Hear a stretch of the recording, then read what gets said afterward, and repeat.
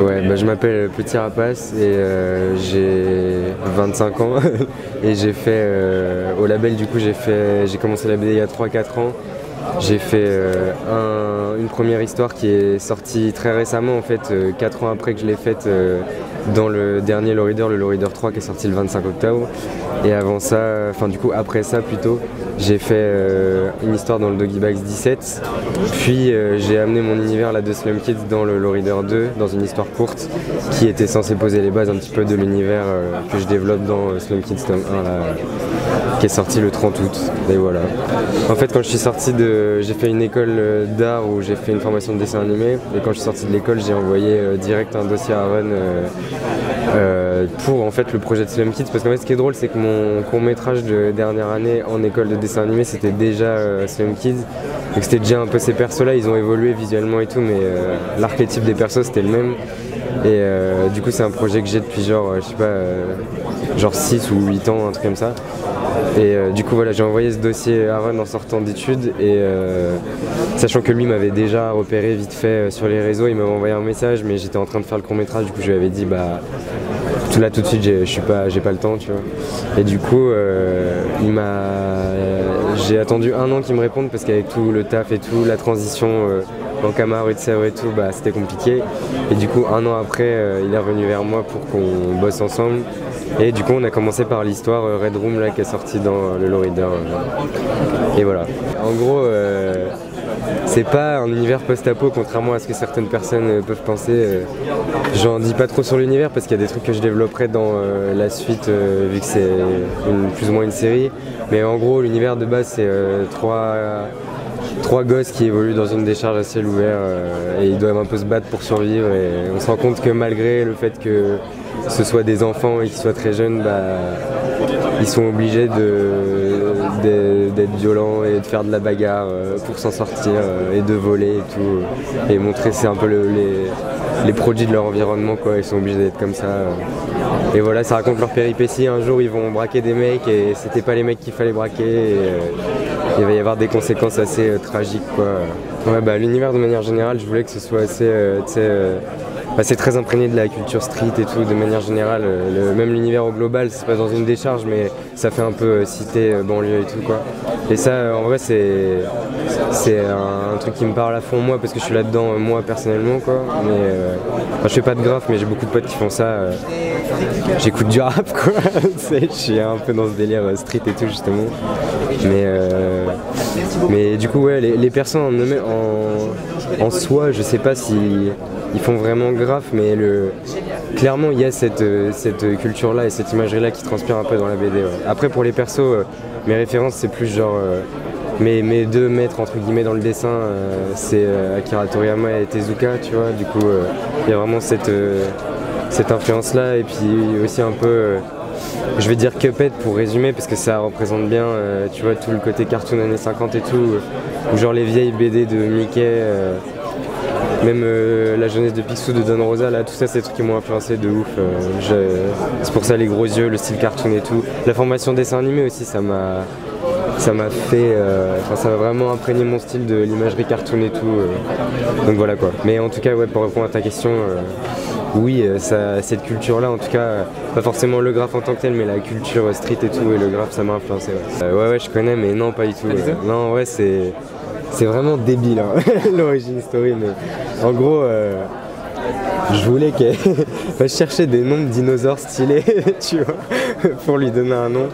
Et il y a un dinosaure qui s'appelle genre Bambi Raptor, tu vois, genre littéralement. Du coup, je voulais l'appeler comme ça au début, et au final, c'est devenu juste Bambi, tu vois, mais c'est tout. C'est vraiment de la merde comme anecdote. Mais voilà. Non, je travaille quasiment qu'en numérique parce qu'en vrai, c'est un gain de temps de ouf et que c'est super dur de trouver un scanner qui retranscrit vraiment ton trait papier à l'identique sur un écran, quoi. Et en plus, la manière de colo. Je vais dire de 619, mais il y a des gens qui travaillent pas comme ça au label, mais au global, au label, il y a un peu... tu sais, la colo, c'est hyper important dans les BD du label, et il y a des gros halos de lumière, genre, tu sais, justement des lumières hyper fortes. et des trucs qui reflètent et tout ça ça passe beaucoup mieux en colo numérique qu'en colo traditionnel. Du coup de toute façon j'aurais eu une passe Photoshop colo numérique et tout, donc du coup c'était plus simple de direct tout faire à l'ordi, surtout que j'ai une Cintiq, donc en vrai la Cintiq c'est quasiment la même chose que de dessiner papier, tu vois. Il n'y a pas d'assistance au trait ou quoi que ce soit. Du coup, au final, tu arrives quand même à garder ce côté imperfection du trait qui a un petit charme, tu vois. Si t'as pas la maladie du contrôle Z infini, mais voilà, ouais. Et après, non, les seuls moments où je vais faire des trucs au crayon de papier vite fait, c'est genre, je sais pas, je suis en train de jouer à Street Fighter là, et là j'ai une révélation sur genre telle planche, faut qu'elle soit comme ça, et du coup je griffonne vite fait, mais c'est tout quoi, tu vois. Comme je t'ai dit, j'avais envoyé un dossier, et au final quand Run est revenu vers moi, vu que j'ai que 25 ans en fait, donc j'étais très jeune j'étais très jeune, j'avais genre 20, 21, tu vois. Et du coup, quand Run m'a recontacté, il m'a proposé de commencer par faire des histoires courtes d'une trentaine de pages parce que c'est un exercice qui est quand même plus simple. Enfin, je dirais pas que c'est plus simple qu'un 100 pages parce qu'au final c'est un peu la même chose, mais c'est surtout moins long, tu vois. Donc ça permet de se rendre compte si le taf tu kiffes vraiment ou pas, si c'est quand même hardcore et tout quoi.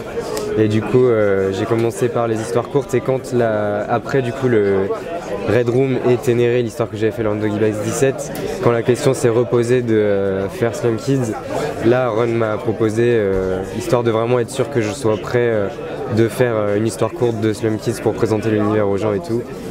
Et en vrai c'était une pure idée parce que du coup ça m'a permis de mettre en place la grammaire visuelle de l'univers et tout ça.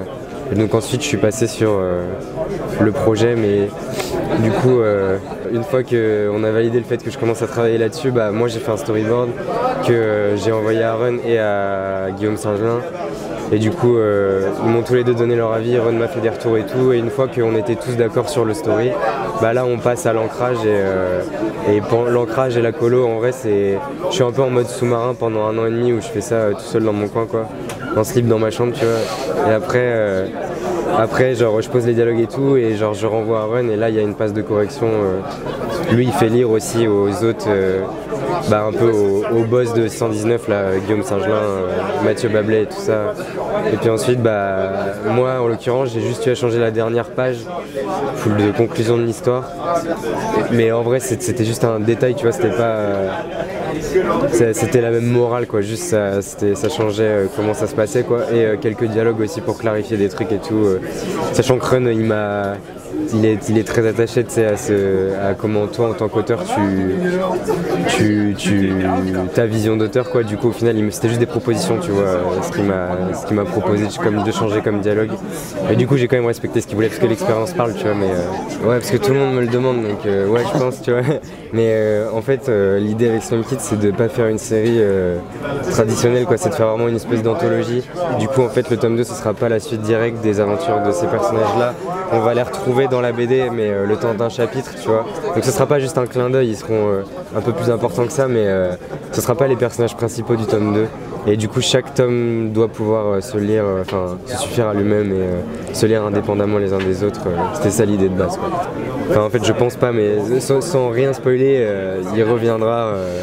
Et en fait dans la chronologie aussi c'est marrant, ça va peut-être un peu perdre les gens, mais dans la chronologie le Slum Kids 1 se passe après le Lowrider, tu vois, parce que Doug, le méchant du Lowrider, je sais pas si tu vois, tu vois, il apparaît dans le tome 1, alors que voilà, mais je vais pas spoiler en fait, donc je dis rien de plus, mais je pense Tezuka, tu vois, parce que j'adore, moi je trouve que Astro Boy c'est le meilleur truc de tous les temps, tu vois. Mais après j'ai découvert quand j'étais petit, mais même ça m'a suivi tout le temps, quoi, et même aujourd'hui je trouve qu'il y a des planches de Astro Boy et genre des chara design et tout qui sont genre ultimes, quoi.